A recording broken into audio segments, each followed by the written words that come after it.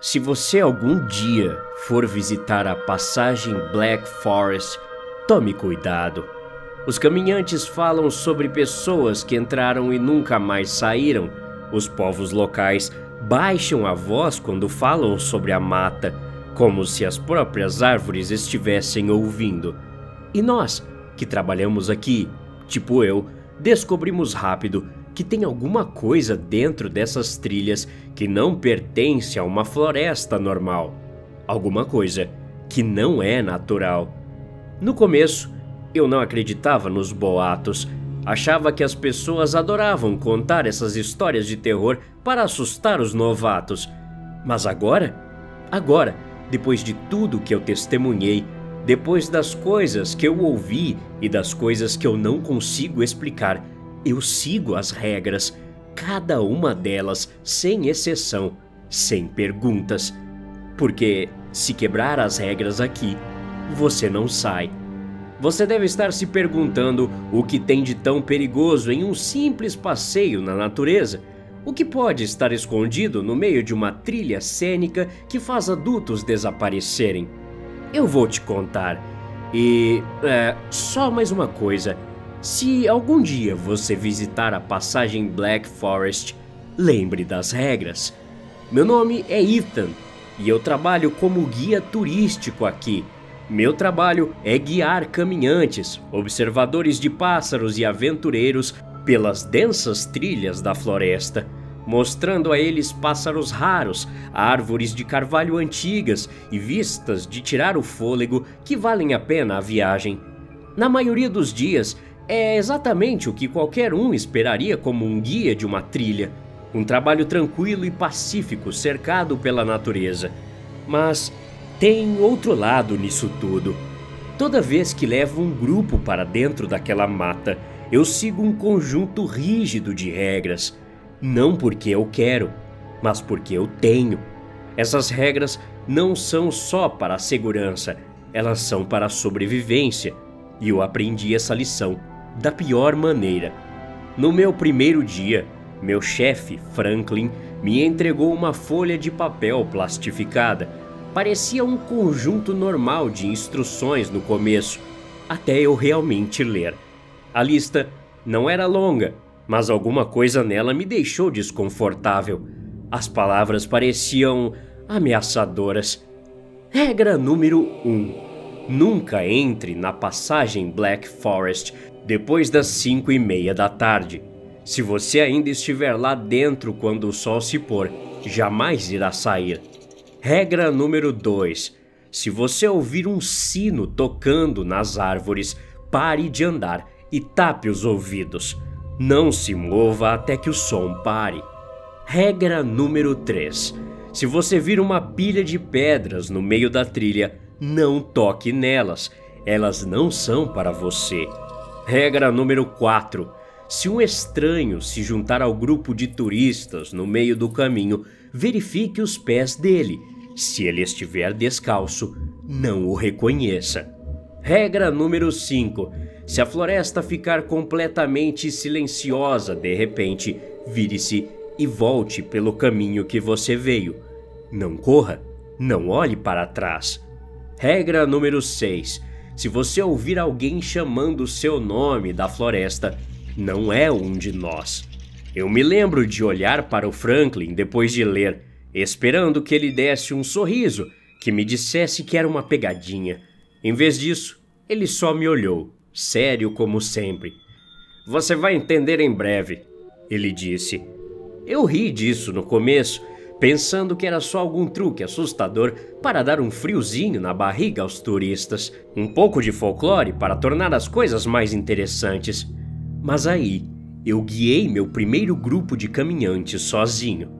Era um grupo pequeno, só 3 turistas, um casal de Chicago, Daniel e Laura, e um mochileiro chamado Josh. Todos pareciam animados, ansiosos para experimentar o que chamaram de beleza intocada dos campos da Flórida. Daniel tinha uma câmera pendurada no pescoço, já tirando fotos antes mesmo de sairmos da trilha principal. Laura era falante, me perguntando sobre cada pássaro que passávamos. Josh, por outro lado, tinha aquela energia inquieta de alguém que já tinha feito dúzias de trilhas antes e estava sempre procurando a próxima foto perfeita. A primeira metade da trilha foi tranquila. Mostrei um grupo de garças azuis perto da água, alguns ninhos de jacaré escondidos entre os juncos e uma árvore de cripestre antiga que estava lá há mais de 500 anos. Era o tipo de cenário que as pessoas viajavam quilômetros para ver. Eles tiraram fotos, falaram sobre o quão pacífico tudo parecia e, como a maioria dos turistas, ignoraram completamente meus avisos para ficarem próximos uns dos outros. Estávamos quase na metade do caminho, quando olhei no meu relógio, 4h35 da tarde. Tempo de sobra para voltar antes de escurecer. Pelo menos, foi o que pensei. Josh era do tipo que não conseguia resistir a parar a cada poucos minutos para tirar uma foto nova, vagando um pouco longe demais do grupo. Eventualmente, ele nos chamou de alguns passos atrás. "Ei, pessoal! Olhem só isso!" Nos viramos para vê-lo parado perto de uma árvore velha, apontando para uma placa de madeira pregada em seu tronco. A madeira estava desgastada, quase enegrecida pela idade, e as palavras esculpidas nela eram ásperas, irregulares, como se quem as tivesse feito com pressa. A placa dizia: "Volte antes de escurecer." Laura se mexeu desconfortavelmente. "Assustador", ela sussurrou. Olhei no meu relógio novamente. 5h15 da tarde. Meu estômago se contraiu. Pessoal, precisamos ir", eu disse, minha voz mais aguda do que antes. Ninguém discutiu. Talvez tenha sido a maneira como o vento mudou ou a mensagem sinistra na placa, mas eles ouviram. Aumentamos o passo, andando rápido no começo, depois correndo, mas alguma coisa estava errada. O sol estava se pondo rápido demais. Eu sabia quanto tempo deveria levar para o céu escurecer. Eu tinha feito essa trilha centenas de vezes antes sozinho, mas de alguma forma, enquanto nos movíamos, a luz desapareceu do céu de forma anormal, como se alguém tivesse acelerado o tempo em toda a floresta. Então, a cerca de 3 quilômetros, eu vi uma pilha de pedras no meio da trilha. Eu congelei. Minha respiração parou na garganta. Aquela pilha não estava lá em qualquer outro dia que passei ali sozinho. Era pequena, cuidadosamente empilhada, com cada pedra equilibrada perfeitamente em cima da outra. Parecia deliberado, como se alguém ou alguma coisa tivesse deixado ali por um motivo. Meu pulso batia forte enquanto eu me lembrava da regra número 3. Se você vir uma pilha de pedras no meio da trilha, não toque nelas. Elas não são para você. Josh, o mochileiro, deu um passo mais para perto, a curiosidade brilhando em seu rosto. "Uau, isso é legal", ele murmurou. "Parece algum tipo de ritual, né?" "Não toque nela", eu disse rapidamente, tentando manter minha voz calma. Josh franziu a testa. "Relaxa, cara. É só uma pilha de pedras." Antes que eu pudesse impedi-lo, antes que eu pudesse até mesmo agarrar seu braço, ele abaixou-se e chutou uma pedra. E foi aí que tudo mudou. A pedra não rolou para frente como deveria. Ela não caiu na terra ou quicou para o lado. Ela simplesmente desapareceu. Era como se o próprio céu a tivesse engolido. E então, o mundo parou. Nenhum movimento, nenhum som, nada. As folhas farfalhando, os insetos, os chamados distantes dos pássaros, tudo parou. O ar ao nosso redor ficou pesado, denso, quase como se estivesse pressionando meu peito. Meus ouvidos uniam no silêncio, o vazio repentino fazendo meu coração martelar contra minhas costelas. O rosto de Laura ficou pálido. Sua voz era quase um sussurro. Por que tudo parou?" Forcei um sorriso desconfortável. "Devemos continuar andando", falei. Eu virei, guiando-os de volta pelo caminho que tínhamos vindo. As regras eram claras. Se a floresta ficar silenciosa, vá embora imediatamente. Andamos rápido. Ninguém falou um A. Eu podia sentir o peso do medo deles atrás de mim, a maneira como Daniel continuava olhando por cima do ombro, a maneira como Laura agarrava seu braço mais forte a cada passo. 5 minutos se passaram. Foi então que Josh sussurrou: "Pessoal, nós passamos por aqui antes, né?" Eu balancei a cabeça com um sim. "Então, por que a trilha parece diferente?" Ele perguntou. Eu olhei para cima. Ele estava certo. A trilha tinha mudado. As árvores ao nosso redor estavam retorcidas agora, seus troncos se curvando em direções anormais, seus galhos se esticando uns para os outros como dedos tentando se entrelaçar. O caminho de terra sob nossos pés estava úmido, enlameado, como se tivéssemos entrado em um pântano que não estava lá antes. E então, de algum lugar atrás de nós, um sino tocou suavemente. Era fraco, distante, mas inconfundível. Meu estômago embrulhou. Eu congelei. Os outros também. O som do sino flutuou pelas árvores, distante no começo, quase como se fosse carregado pelo vento. Mas então, ele tocou novamente, mais perto dessa vez. O toque metálico era oco, agudo e assustadoramente alto, ecoando pela mata, sua reverberação rastejando sob minha pele. Eu me lembrei da regra número 2. Se você ouvir um sino tocando nas árvores, pare de andar e tape os ouvidos. Não se mova até que pare. Sem pensar, apertei minhas mãos sobre meus ouvidos, sentindo a pressão de minhas palmas tentando bloquear o som. Daniel e Laura rapidamente fizeram igual eu, pressionando suas mãos contra suas cabeças como se estivessem tentando bloquear algo terrível. Mas Josh não fez isso. "Pessoal, que merda é essa?" Ele sussurrou, sua voz tremendo. O sino tocou novamente, mas dessa vez estava tão perto que parecia estar vindo de dentro do meu crânio, reverberando contra meu cérebro, causando uma pressão nauseante atrás dos meus olhos. Josh congelou. Seu rosto estava sem cor. Tem alguém ali." Sua voz era quase como um sussurro, mas o pânico nela fez meu coração acelerar. Eu não queria olhar, mas contra todo o instinto que me dizia para me afastar, cometi o erro de olhar para cima. Entre as árvores, logo além do alcance da luz do sol que estava se esvaindo, algo estava parado ali. Parecia humano, pelo menos à distância, mas quando olhei mais de perto, pude dizer: não era. Seus membros eram anormalmente longos e impossivelmente finos, como as pernas de uma aranha esticadas demais. Sua cabeça estava inclinada em um ângulo anormal, como se não pudesse decidir se deveria estar de cabeça para baixo ou de lado. E seus olhos, aqueles olhos, eram pretos, buracos vazios engolindo a luz ao redor deles. Eles se fixaram em Josh, olhando diretamente para ele. Então, a criatura sorriu, o tipo de sorriso que fez meu sangue gelar. Não era humano, era predatório. Josh gritou.